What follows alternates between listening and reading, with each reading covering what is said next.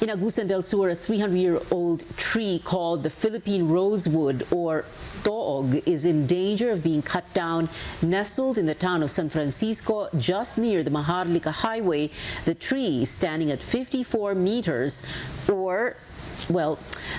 is the tallest of its kind in the country and the only one that survived a strong typhoon in 1942.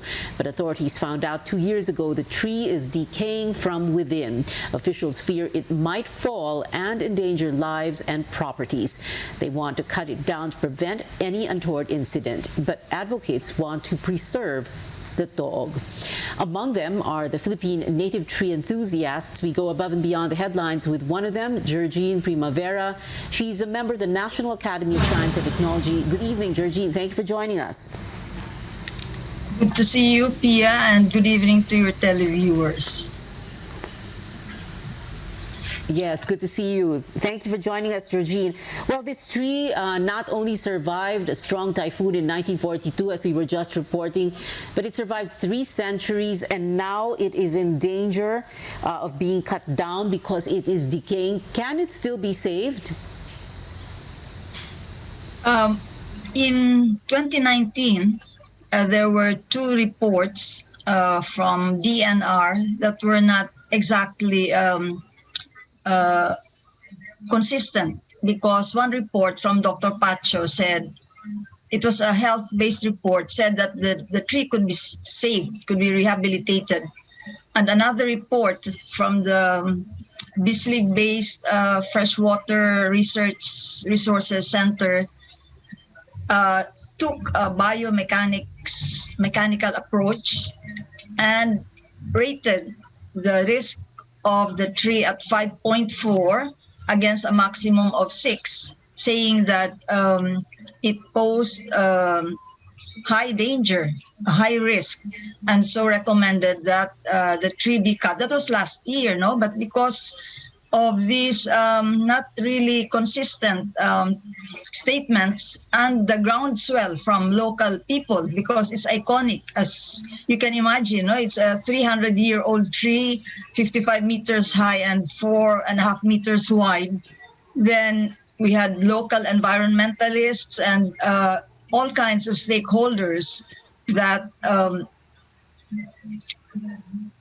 asked that the cutting be suspended, because by that time both the local government and DNR already had the permits to go and cut the trees. So in the end, because of the feedback, this was suspended last year, and then it was renewed again this year, sometime in August, because of the fears for public safety.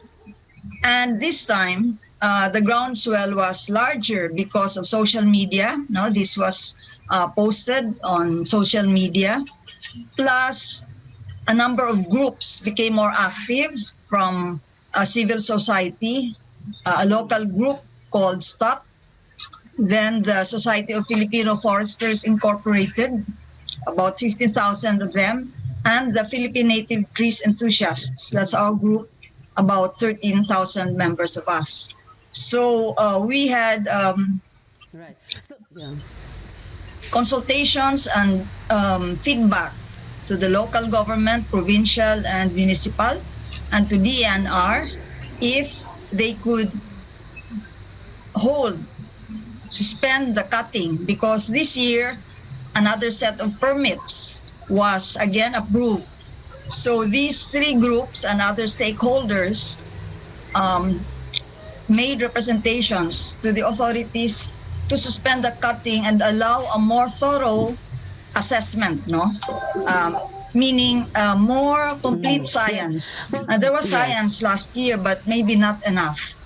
So this year, I think in late August, there was a virtual assessment using a drone, and experts from Metro Manila guiding the experts on the ground in Agusan del Sur on what to look at, what to measure, and what to check. Yes. And also a drone from above, no, looking at the branches. And later, Georgine, after 1 week, very interesting. Yes. Oh, very interesting. No? So you have those, like you were saying, these conflicting, inconsistent reports from different levels of government. At the same time, you have the LGU that, there was this back and forth between the LGU and all these interested groups. And this has been going on since 2012, no? Itong back and forth na ito, 8 years na ito, no? So the question is, can it be saved? And I was reading the summary. There is a way, it appears, to save the tree, to not cut it down. After all, like you said, it's 56 meters. That's 184 feet tall. It's a 3-century-old tree. So there is a way to save it, not necessarily nurse it back to health, but save it, to strengthen it from within. Can you explain that very briefly? Pwede pa ba? Can it still be saved? From the experts, actually, the second assessment they made was on the ground. These were foresters from Los Baños, from Agusan. They looked at the tree, inside the tree, because there is a hole inside the tree by now, with fungi. Yeah. But the local DNR and LGU had applied fungicide. So they looked inside, they looked at the top, they looked at the buttress roots. The buttress roots, 8 of them were found to be healthy, in good condition. And they estimate that maybe the root, one single root, extends maybe up to 10 meters from the tree, because another Toog tree had a 5-meter lateral root. So that one, with the buttress roots in good condition, and the lateral roots, plus the treatment of the fungi, they came to the conclusion from the first virtual assessment that the tree will not fall. That's very basic. The tree will not fall. No, they were in consensus, the best science. So now the next step is, to what degree is the fungal infection, and there's some termites also, and what can be done to support the tree. And I think the answer to the question, although they said they will present the complete report on September 26, but the answer to the question, will the tree be cut? Will it be cut partially, totally, or not at all? It's more towards the maybe not even partially, but to have some. I don't want to preempt, Pia. No, I'm not a forester, by the way, so I think I should not preempt the group, because these are all really top experts in the field. From UP Los Baños, PhDs, and from the Society of Filipino Foresters. But it looks very positive. In 30 seconds na lang, Georgine. Yes. In 30 seconds na lang, Georgie, can you just tell us, why is it so important to save this tree? People now call it a heritage tree. Why is it so important to save it?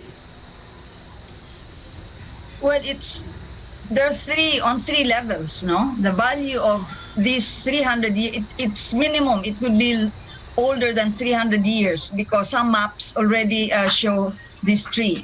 So first, it's historical. The age goes back centuries in time, no? That's our history.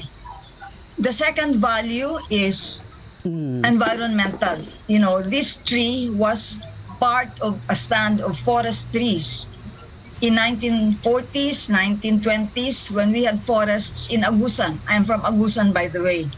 And all these forests, they gave the services of water, cycling, carbon dioxide capture, oxygen production, and all these other goods and services. So environmentally, and lastly, aesthetically, of course. What a beautiful tree, no? Old trees, big trees are really majestic. So on those 3 points, that's true. The value is really immeasurable. Georgine Primavera, thank you very much for sharing with us your insights on this, what you call majestic tree. Thank you very much for joining us tonight.